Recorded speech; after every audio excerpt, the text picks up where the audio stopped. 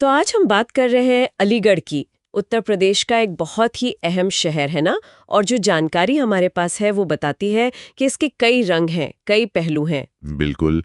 इसे पहले कोयल भी कहते थे। ये भी एक दिलचस्प बात है। हाँ, कोयल। और आज तो मतलब अलीगढ़ का नाम आते ही या तो यूनिवर्सिटी जहन में आती है या फिर ताले। सही कहा। लेकिन सिर्फ इतना ही नहीं है। यहाँ की जो वो मिली जुली संस्कृति है, जिसे गंगा जमनी तहजीब कहते हैं, वो भी बहुत खास है। और हाँ, उर्दू अदब, शायरी। अच्छा, हाँ, नज़में, गज़लें, इसका भी जिक्र है। जी, वो सब मिलकर ही अलीगढ़ की पूरी तस्वीर बनती है। अगर थोड़ा पीछे जाएं इतिहास की तरफ, तो जानकारी ये कहती है कि 18वीं सदी में नवाब सादत अली खान ने यहाँ किला बनवाया था। हाँ, और उसी वक्त शायद ये नाम पड़ा अलीगढ़। और फिर 1803 का भी जिक्र है, जब अंग्रेजों और मराठों के बीच वो लड़ाई हुई थी। किला उसमें काफी अहम रहा। जी, लेकिन मेरे ख्याल से जो सबसे बड़ा टर्निंग पॉइंट था वो 1875 में आया। आप सर सैयद अहमद खान की बात कर रहे हैं। बिल्कुल। उनका वो मोहम्मडन एंग्लो ओरिएंटल कॉलेज शुरू करना, उस जमाने में तालीम पर, मॉडर्न एजुकेशन पर इतना जोर देना। हाँ, खासकर मुस्लिम कम्युनिटी के लिए। जी, वो एक बहुत बड़ा कदम था। और वही कॉलेज फिर आगे चलकर अलीगढ़ मुस्लिम यूनिवर्सिटी AMU बना। और AMU तो आज सिर्फ भारत में ही नहीं बल्कि दुनिया भर में जाना जाता है। कितने सारे स्टूडेंट्स आते हैं वहां पढ़ने। बिल्कुल, देश विदेश से।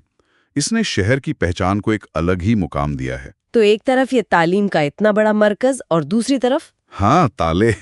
ये तो जैसे शहर का दूसरा नाम हो गया है। कहते हैं कि कोई 5000 से ज्यादा कारखाने हैं वहाँ, छोटे बड़े मिलाकर। जी हाँ, ताले और दूसरे हार्डवेयर का सामान बनाने वाले। शहर की जो अर्थव्यवस्था है उसमें इनका बहुत बड़ा हाथ है। तो ये दो चीजें तो हो गई, शिक्षा और उद्योग। लेकिन आपने तहजीब की बात की थी और खान पान का भी जिक्र आता है। हाँ बिल्कुल। देखिए, यहाँ की नज़में, गज़लें तो मशहूर हैं ही, साथ में खाने पीने का शौक। टुंडे कबाब का नाम तो सबने सुना होगा। हाँ हाँ, बिल्कुल। फिर बिरयानी है, शीरमाल है, ये सब चीज़ें भी अलीगढ़ की पहचान का हिस्सा हैं।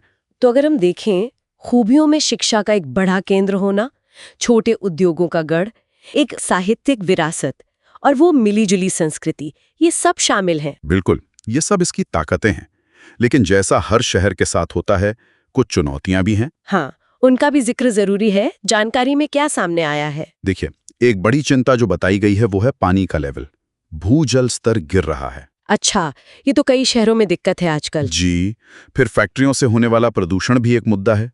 और जैसे जैसे शहर बढ़ रहा है, आबादी बढ़ रही है, तो ट्रैफिक, भीड़ भाड़ और वो अनियोजित शहरीकरण। हाँ बिल्कुल, वो सब चुनौतियां भी हैं। और एक और बात जो जानकारी में है वो ये कि कुछ जो पारंपरिक छोटे कारखाने थे, उनके बंद होने से बेरोजगारी भी बढ़ी है।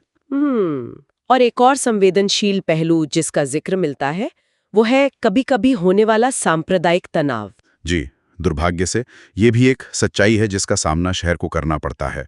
सूत्रों में इसका जिक्र है। तो ये सब चुनौतियां हैं, लेकिन भविष्य को लेकर कुछ योजनाएं भी होंगी, कुछ उम्मीदें। हाँ, जिक्र है। जैसे AMU को एक ग्लोबल एजुकेशन हब बनाने की बात है, औद्योगिक विकास को और बढ़ावा देना, लेकिन शायद इस बार पर्यावरण का ध्यान रखते हुए। हाँ, सस्टेनेबल तरीके से। जी, और युवाओं के लिए स्किल डेवलपमेंट पर भी जोर देने की योजनाएं हैं। तो कुल मिलाकर अलीगढ़ एक ऐसा शहर है जहां इतिहास और आज की हकीकतें साथ-साथ चलती दिखती हैं। तालीम, तहजीब और ताले, ये तीनों इसकी पहचान है। बिल्कुल सही कहा आपने। शिक्षा, संस्कृति, उद्योग, और इन सब के बीच वो अपनी जगह बना रहा है, अपनी चुनौतियों से जूझ रहा है। ये सोचना वाकई दिलचस्प है कि अलीगढ़ अपनी इस विरासत और इन चुनौतियों के साथ अपने भविष्य को कैसे शक्ल देगा। हाँ, यही सवाल है। एक शहर जो अपनी जड़ों से जुड़ा है, वो आज की जरूरतों और सामाजिक सद्भाव के तकाजों के बीच कैसे संतुलन बनाता है। अलीगढ़ की कहानी शायद हमें इसी संतुलन को साधने के बारे में कुछ सिखा सकती है।